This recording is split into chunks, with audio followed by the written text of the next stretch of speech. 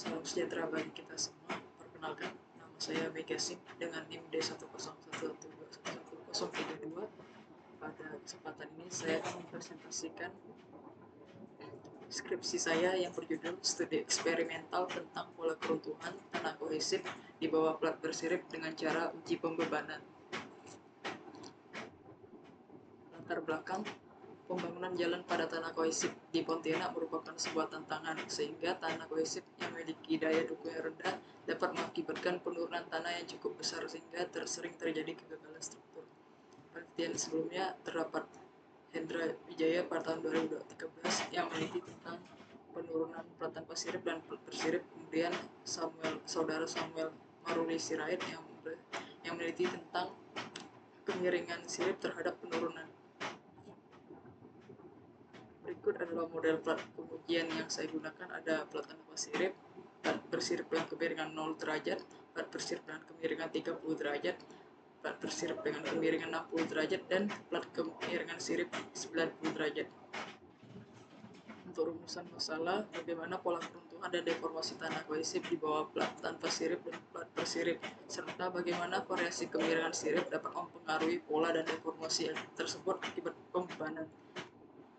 Untuk tujuan penelitian ini adalah untuk mempelajari dan membandingkan pola keruntuhan dan deformasi tanah kohesif di plat tanpa sirip dan plat bersirip dengan variasi kemiringan sirip 0 derajat, 30 derajat, 60 derajat, 90 derajat akibat pembebanan pada permukaan plat.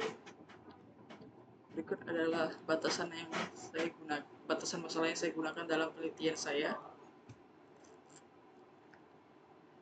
Kemudian untuk tinjauan pustaka, pertama adalah tekanan tanah horizontal. Berikut ada gambar permasalahan tekanan tanah horizontal yang umumnya terjadi pada jalan-jalan. Kemudian terdapat distribusi tegangan plat, di mana untuk distribusi tegangan plat ini untuk tanah lempung dengan tanah berpasir itu berbeda pada umumnya. Kemudian berikut adalah analisis terjadi yang saya gunakan untuk perhitungan bab pengujian. Kemudian berikut adalah jenis-jenis pola keruntuhan yang umumnya terjadi, yaitu ada keruntuhan geser umum, keruntuhan lokal, dan keruntuhan penetrasi. Kemudian berikut adalah 4 macam penurunan. Kemudian berikut adalah metode elastis plastis yang saya gunakan untuk mendapatkan daya dukung ultimate dengan grafik perbandingan beban dengan penurunan. Berikut adalah prosedur penelitian yang saya lakukan. Kemudian yang pertama-tama saya melakukan perhitungan untuk mengukur dimensi bak kaca. Dengan metode terjadi didapat daya dukung sebesar 0,609 kg per cm luas dan beban total yang diasumsikan adalah 1531,539 kg sehingga radius zona keruntuhan yang diperoleh adalah sebesar 28,017 cm. Berikut adalah gambar radius pola keruntuhan plat bersirip di atas tanah kohesif yang dapat digambarkan sehingga ukuran untuk bak pengujian digunakan 97 cm, 16 cm kali 40 cm. Berikut adalah alat bahan yang digunakan dalam pengujian. Yang pertama adalah plat baja bersirip, kemudian mesin uji kuadran terbalok dan bak pengujian yang digunakan tanah kohesif, tanah lempung, ideal GOTS 5 dan 3 cm. Kemudian untuk model pengujian pola keruntuhan berikut adalah tampak depannya. Jadi akan dibuat 9 lapisan untuk tanah lempung dan 8 lapisan tepung terigu. Berikut adalah tampak samping. Kemudian berikut adalah video prosedur pengujian.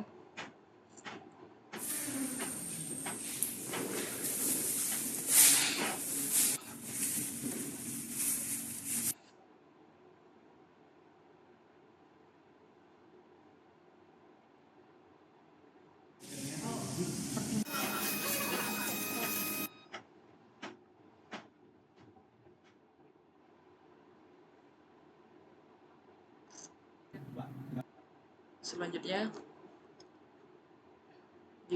diambil tanah untuk diuji diuji sifat fisiknya di lab mekanika tanah. Berikut adalah hasil data yang diperoleh. Kemudian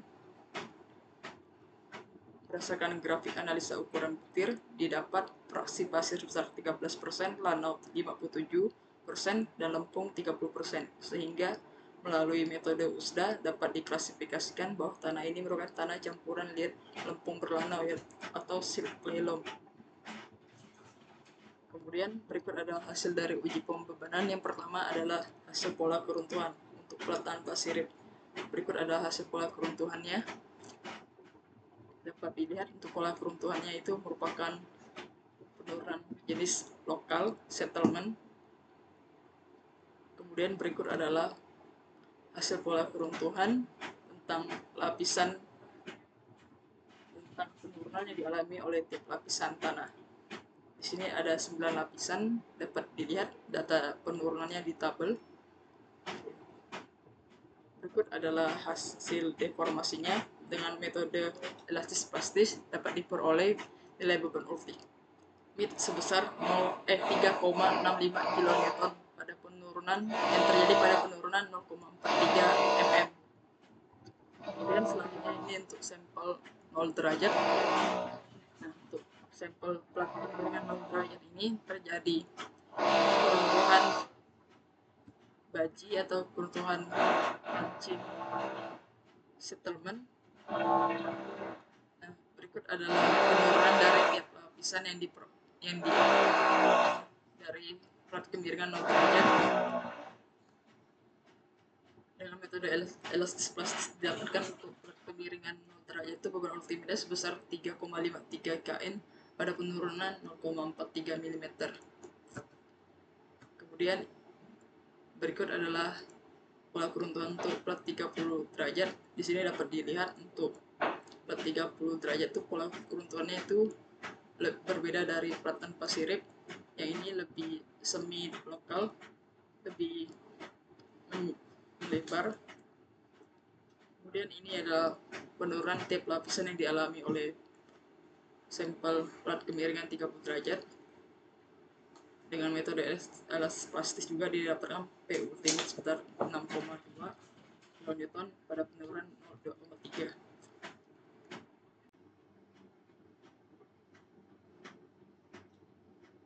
Kemudian untuk hasil pola keruntuhan tanah untuk plat bersirip dengan kemiringan 60 derajat dapat dilihat sebagai berikut. Berikut adalah hasil pola penurunan tanah yang dialami tiap lapisan pada sampel plat bersirip kemiringan 60. Berdasarkan metode elastis plastis diperoleh nilai beban ultimate sebesar 10,6 kN pada penurunan 8,6 mm. Berikut adalah sampel yang kelima terakhir untuk kemiringan plat bersirip kemiringan 90 derajat. Ini seperti plat tanpa pola keruntuhan yang dialami seperti plat tanpa sirip. Berikut adalah penurunan dari tiap lapisan untuk plat bersirip kemiringan 90. Berdasarkan metode elastis plastis diperoleh nilai beban ultimate sebesar 4 kN pada penurunan 5 mm. Nah, berdasarkan perbandingan beban terhadap deformasi tanah untuk semua variasi plat dapat dilihat sebagai berikut. Di sini dapat terlihat untuk setelah beban 3 kN dapat dilihat untuk plat 60 menunjukkan nilai deformasi yang paling efisien dari plat sebelumnya.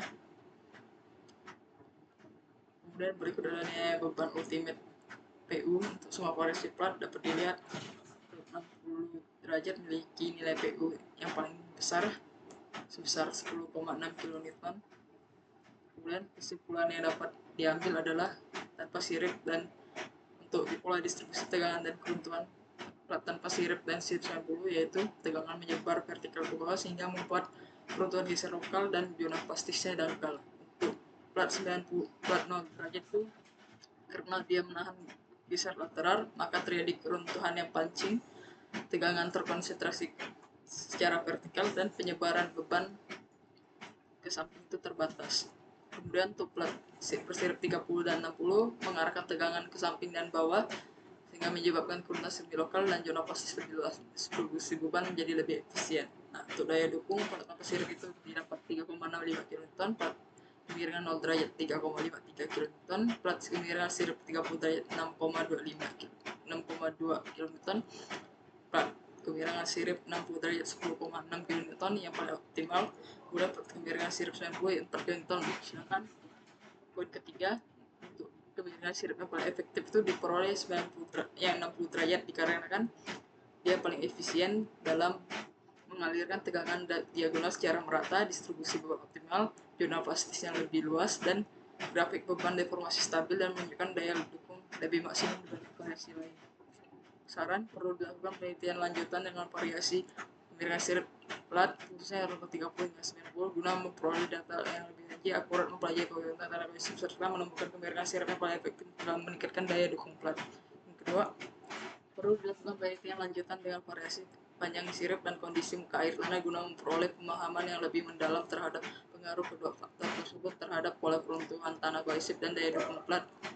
Berikut ada daftar rujukan yang saya gunakan. Kemudian akhir kata saya ucapkan terima kasih, mohon maaf bila ada kata-kata yang kurang berkenan.